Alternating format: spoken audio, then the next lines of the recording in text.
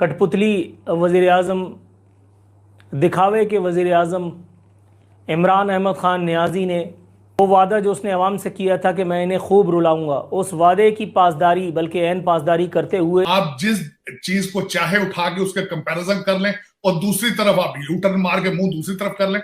अब G20 में वो आ रहे हैं, क्वाड में आगे आ रहे हैं, नए नेक्सिस बना रहे हैं, वहां पे एयरप्लेन बनाने की फैक्ट्रियां शुरू हो रही हैं। मोदी साहब वैक्सीनेशन देने के सिलसिले में फिर रहे हैं। वो दुनिया को देने के चक्कर में है, आप लेने के चक्कर में है। लेकिन अब आपका जब दिल चाहता है उठा के चीजों को कंपेयर कर लेते हैं। आप इस वक्त हालात ये हैं, मेरे लिए मैं क्या बताऊं आपको कि इस वक्त मिन्नतें तरले हो रही हैं फॉरेन पॉलिसी में कि हमारे इंडिया से हालात बेहतर करा दो। आप अमेरिका से भी ये मिन्नतें तरले कर रहे हैं। चाइना ने दरवाजा बंद कर दिया, वो बिल्कुल इस वक्त आपको पता वहां से मायूस है, अमेरिका के दरवाजे पर बैठे हैं। नमस्कार दोस्तों, इंडिया पॉइंट में आपका स्वागत है। आज की इस वीडियो में पाकिस्तान मीडिया एक बार फिर से अपने मुल्क के पीएम इमरान खान को लताड़ रहा है। तो उसकी वजह यह है कि पाकिस्तान के पीएम इमरान खान ने जब से पाकिस्तान की कमान अपने हाथों में ली है, तब से पाकिस्तान की हालत सिर्फ और सिर्फ खराब ही हुई है। पाकिस्तान की इकोनॉमी के बारे में तो कुछ बोलने के लिए बचा ही नहीं है। विदेश नीति की भी अगर बात करें तो इमरान खान ने इतनी बेवकूफ़ी की है जो शायद ही किसी ने की होगी। सबसे पहले तो एब्सोल्युटली नॉट जैसी बड़ी बड़ी बातें करके पाकिस्तान ने यूएस के साथ पंगा ले लिया।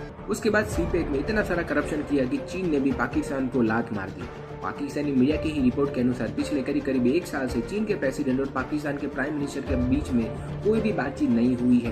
पहले पाकिस्तान ने यूएस के साथ पंगा तो ले लिया, पर अब पैसों के लिए एक बार फिर से पाकिस्तान अपना सर झुका के यूएस के सामने खड़ा हो चुका है। एक बार फिर से कर्जों के लिए वो यूएस के सामने गिड़गिड़ा रहा है। अपनी बेइज्जतियों को लेकर पाकिस्तान मीडिया में क्या चर्चा हो रही है वो देखने के लिए शुरू करते हैं इस वीडियो का अगला भाग। वही हुआ जिसका डर था। कठपुतली वज़ीर आज़म, दिखावे के वज़ीर आज़म इमरान अहमद ख़ान नियाज़ी ने अपने वादे के मुताबिक वो वादा जो इक़्तिदार में आने से पहले उसने कंटेनर पर खड़े होकर के बाबा PTI general Shuja Pasha XDGISI की ईमा पर वो वादा जो उसने अवाम से किया था कि मैं इन्हें खूब रुलाऊंगा, उस वादे की पासदारी बल्कि एन पासदारी करते हुए ईफ़ाए अहद की एन आला तरीन मिसाल कायम करते हुए, इन्वर्टेड कॉमास में कह रहा हूँ, सच मत समझ लीजिएगा, इमरान अहमद ख़ान नियाज़ी ने अपनी धमकी पर अमल कर डाला है। परसों इमरान अहमद ख़ान नियाज़ी चुनतखब वज़ीर आज़म आपकी टेलीविज़न स्क्रीन घेर कर आपको ये यकीन दिलाने के लिए आया था कि वो गरीबों का कितना बड़ा चैम्पियन, कितना बड़ा मसीहा है। वो ये बताने आया था कि घी, तेल, आटे और चीनी की कीमत कम करा के वो आपको रिलीफ देगा।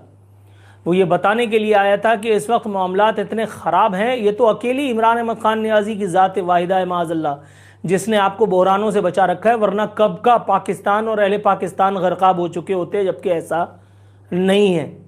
120 अरब रुपए का पैकेज उसका उन्होंने कहा, जिस तरह आपने खुद फरमाया कि इंडिया का नाम लेते रहे हैं, बल्कि उन्होंने मैं उसका थोड़ा सा खुलासा पेश करने की कोशिश करता हूं। वो ये था कि उन्होंने पाकिस्तानी सर्कमस्टांसेस को बांग्लादेश, इंडिया और अमेरिका इनके साथ कंपेयर करने की उन्होंने काफी कोशिश की।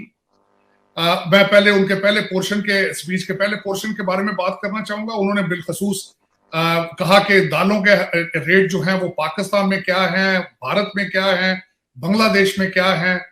उसके बाद उन्होंने कहा कि फ्रेट के प्राइस बढ़ चुकी है, इंटरनेशनल लेवल पर बढ़ चुकी है। अमेरिका का उन्होंने कहा कि वहां भी महंगाई है। टर्की का उन्होंने 19% इन्फ्लेशन रेट की बात की।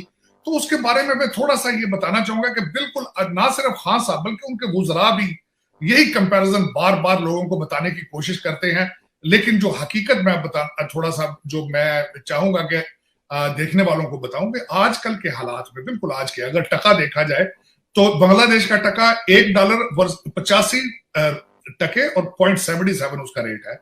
भारतीय रुपया जो है वो $1 का 74.56 उसका रेट है वहां पे। और उसके बाद अगर उनकी जीडीपी ग्रोथ देखी जाए कि जीडीपी ग्रोथ जो है वो इंडिया की क्या है, आज 2020-22 की थी शॉकिंग 10% जीडीपी ग्रोथ। बांग्लादेश की ग्रोथ जीडीपी 6.4%, यूएसए की ग्रोथ जो है 6.7%, और इसमें पाकिस्तान की ग्रोथ देखें तो वो तकरीबन 3 पॉइंट के पास है।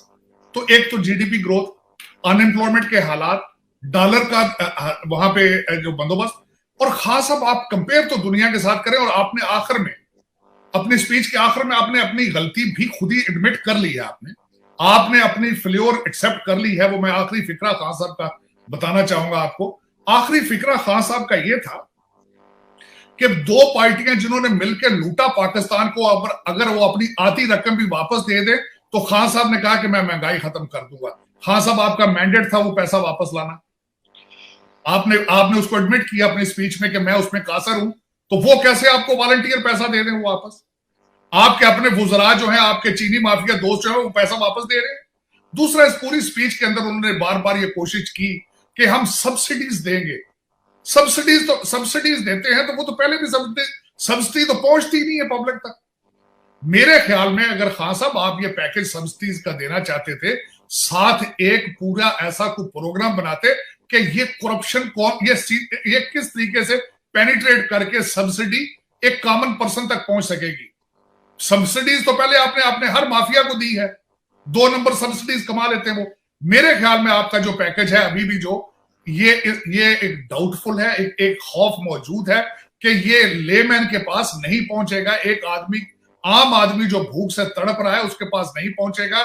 ये आपके जो सपोर्टर हैं, आपके जो फाइनेंसर हैं, वही खा पी जाएंगे ये सब्सिडी भी, क्योंकि आप उनका सद्देबाब करने में कासर रहे हैं। पिछले 3 साल आपने एहसास प्रोग्राम को बहुत सराहा, आपने हेल्थ इंश्योरेंस को बहुत सराहा, आपने कहा जी सारा NWFP जो है वो सारे का सारा हेल्थ कार्ड है उनके पास, अब पंजाब में आएगा हेल्थ कार्ड, एहसास प्रोग्राम भी।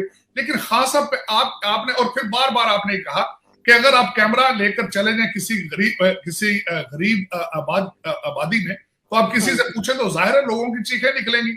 लेकिन खास उसमें मैं ये बताना चाह रहा था कि दुनिया में हर जगह एक करप्शन है, दुनिया में हर जगह करप्शन भी मौजूद है, हर जगह इन्फ्लेशन भी मौजूद है, और कोविड का इंपैक्ट भी मौजूद है। आपने अमेरिका की बात की तो अमेरिका में 1.5 साल से लोगों को घर बिठा के गवर्नमेंट खिला रही है, तो उनके ऊपर इन्फ्लेशन का कोई असर नहीं है। तो आपकी स्पीच का जो सारा सद्देबाब था, हालांकि आपने ब्लूमबर्ग की मिसालें दी हैं, अब पाकिस्तानी एक बंदा जो बैठा है मंडी बहाउद्दीन का, उसको क्या पता ब्लूमबर्ग क्या चीज है?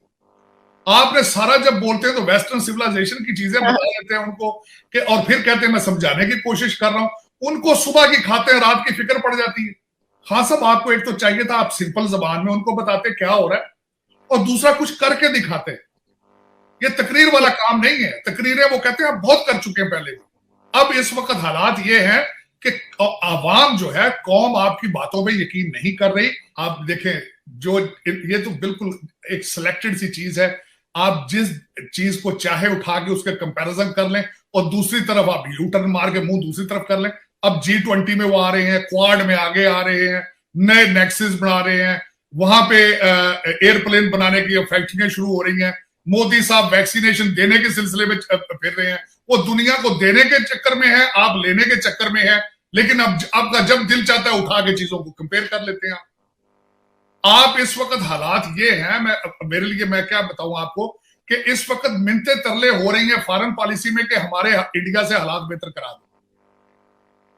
आप अमेरिका से भी ये मिन्नतें तरले कर रहे हैं, चाइना ने दरवाजा बंद कर दिया, वो बिल्कुल इस वक्त आपको पता है वहां से मायूस है, अमेरिका के दरवाजे पर बैठे हैं। सऊदी, यहां पे मैं सबसे जो मेरे लिए एक तशवीशनाक बात थी कि 3 मिनिस्टरों का दौरा 1 महीने में हुआ, और उसके बाद यहाँ पे आपके जो तरीन साहब हैं वो अमेरिका से उठ के सीधे गए खान साहब के पास सऊदी अरेबिया, और वापसी पे पैसे लेकर आए हैं। दर हकीकत वाशिंगटन डीसी में इस वक्त माहौल ये बन चुका है कि Pakistan is coming back to the American camp, और they are asking Saudis to play the middle man role. So ये असल में क्योंकि चाइना ने दरवाजा बंद किया है, तो अब अल्टीमेटली, और IMF के हालात आप देखेंगे, यहाँ पे जिस तरीके से ये पैसे लेके जा रहे हैं साइन करा के, आप लोगों की चीखें देखें कहां तक जाएंगी, आप सोच नहीं सकते। क्योंकि IMF का पैकेज लेना कोई इतना आसान चीज नहीं है, और वहां से भी वो लोग लेके भागेंगे। मेरा जो अपना जो अंदाजा था कि 4.2 बिलियन जो आया, 3 बिलियन तो वो बैंक में डिपॉजिट होगा, लेकिन 1.2 बिलियन तो वो पाकिस्तान में आएगा ही नहीं। वो पैसा जो पेट्रोल की शक्ल में वो सीधा दुबई और लंदन जाएगा। और मैंने शायद आपके सेगमेंट में ही कहा था कि $14 बिलियन वापस देना है पाकिस्तान ने विदिन साल और 2 साल। और ये जो पैसा IMF से जाएगा ये भी पाकिस्तान नहीं टिकेगा, क्योंकि वहां पे ये आदत ही मौजूद नहीं है, बल्कि ये पैसा मेरे ख्याल में ले जाया ही जाता है तकरीबन अमेरिका में पाकिस्तान के अंदर जो 1500 2000 लोग हैं जो लाहौर, कराची और इस्लामाबाद में बैठे हैं, ये सिर्फ उनके पैकेजेस होते हैं, उनकी चीजें होती हैं। दोस्तों इस वीडियो में फिलहाल इतना ही। उम्मीद है आपको वीडियो अच्छा लगा होगा। अगर आपको वीडियो अच्छा लगा है तो इस वीडियो को लाइक जरूर करें और अभी तक अगर आपने हमारी चैनल को सब्सक्राइब नहीं किया है तो अभी कर ले, ताकि हम आपके लिए ऐसे बहुत सारे इंटरेस्टिंग वीडियो लाते रहें। जय हिंद।